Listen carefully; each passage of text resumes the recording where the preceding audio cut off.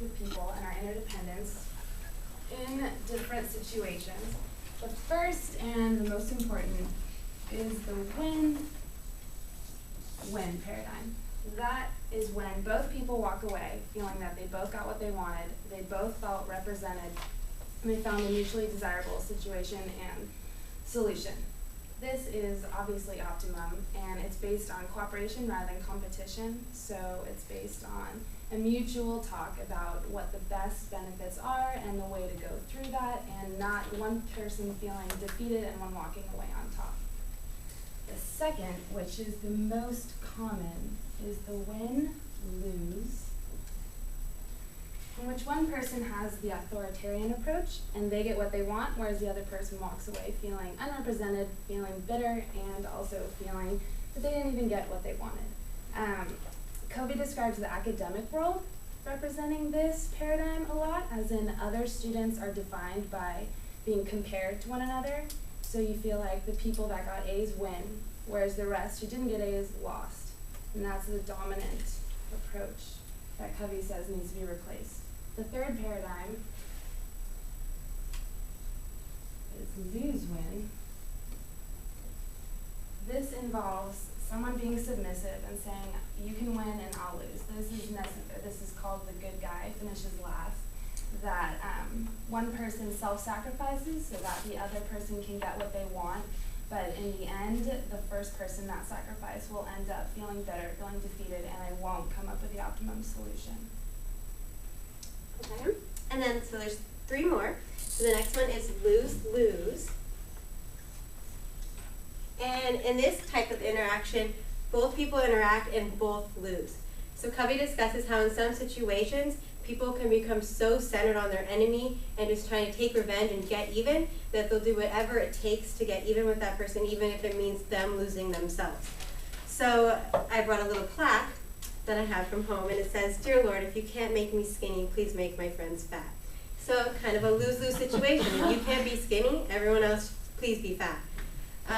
The next mentality is win. In this mentality, a person is only centered with themselves and what they want. There isn't a sense of competition, just a person who secures their own ends for themselves and lets other people secure their own ends themselves. So you're probably wondering now which of these five so far are best. And Covey explains that it actually depends on reality and the fact that in most cases situations are a part of an interdependent reality, so it depends on other people as well. And that gives rise to our last mentality, win, win, or no deal.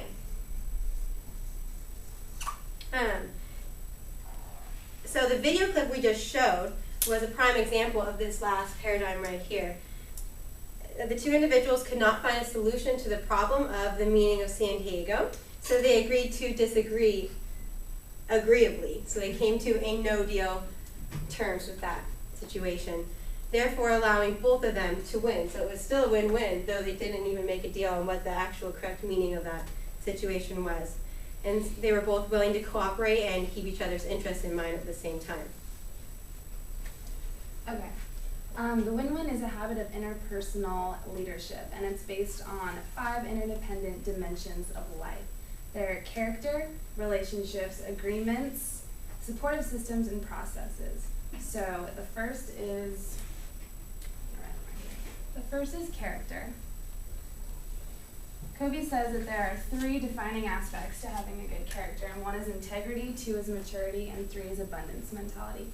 Integrity is defined as the value we place on ourselves, which Blake kind of touched on these character aspects. It is about learning to keep promises and holding our own values strong above all else. Maturity is a balance between courage and consideration, being able to courageously express your point of view while also having adequate consideration for where the other person is coming from.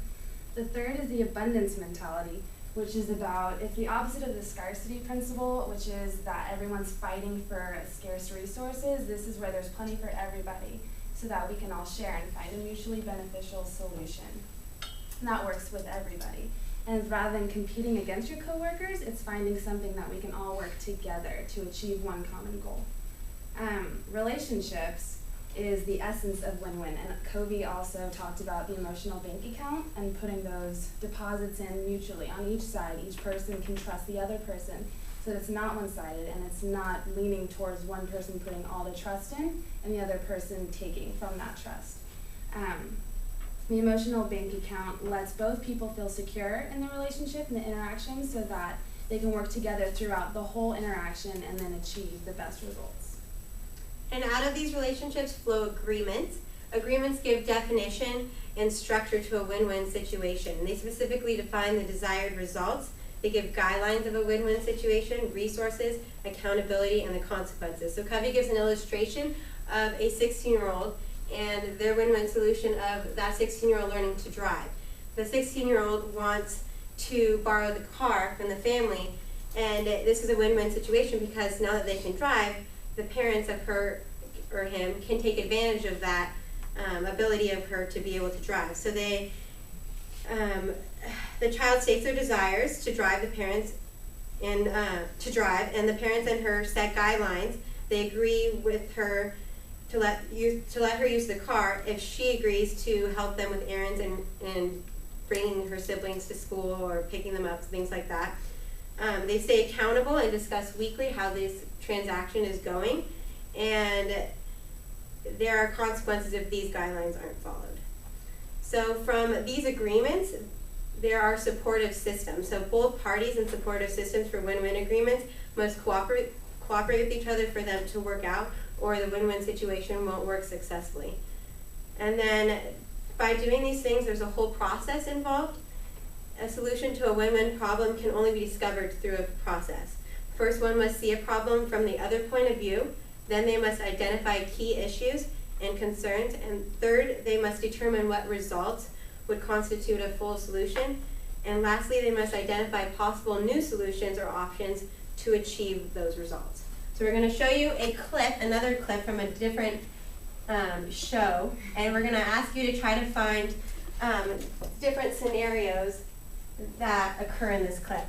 Try to see which paradigms you guys can identify through watching this. There's a couple that actually get shown here, and you can end up seeing how it all plays in the end.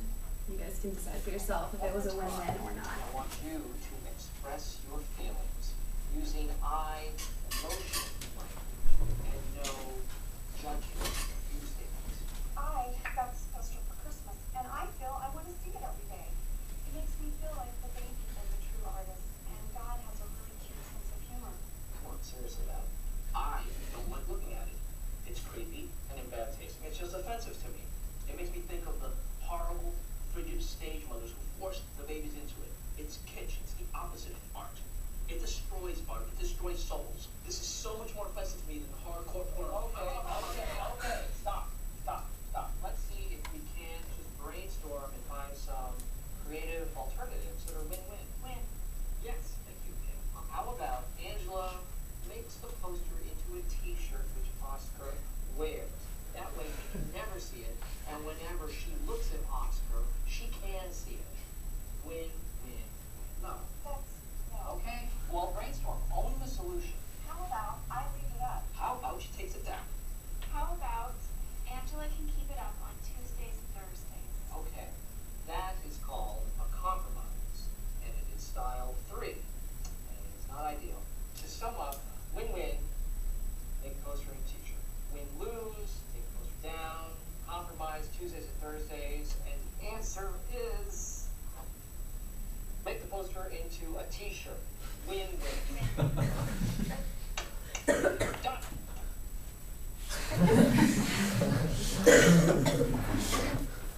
All right. So what kind of scenarios or situations did you see played out in that clip? Can anyone say one? There's definitely some obvious ones. Win-win. They even added a third win because Michael considered himself part of that debate. Okay, good. So they both ended up winning, whereas she got to see the poster some days and he didn't have to see it other days. Did you guys see any other ones? Win. Yes, he stated those. So one person would win on their day when they didn't have to see it, and she would win on the days that she got to hang it up. And then there's also one more that we were. They were compromising. That's not necessarily what one. would that fit into? That's would the- it fit into any of that? Yeah, that's the third. There's actually, Covey talks about the best is win-win, the second is no deal, and the third is compromise. If you can't make a deal and you can't both win, then you can both settle a little bit for something. You can agree. And then I even found another one where there was kind of a win mentality because Michael ends up being the one who decides for himself because he didn't really want to see it, so he was just like, you can wear a t-shirt. He chose.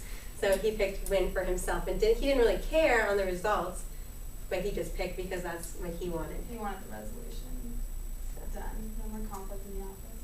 So that was our presentation. Thanks for your time. We hope that you can present or think about these situations when you run into them and how you can better turn them into win-win situations and where situations are always better for both parties. Did you have a question? Yeah, just on that last note, so when Michael's claiming the solid victory for himself, is that like a lose-lose for the other two people then? Because obviously you didn't want to wear the t-shirt if you Right. didn't want to watch him wear the t-shirt. Yeah. I think Michael was going under the pretense that it was a win-win because it made him happy and it solved like the conflict temporarily. But yeah, for the two people actually involved in the interaction, it was a lose-lose. We kind of got a little everything. Cool. Thank you.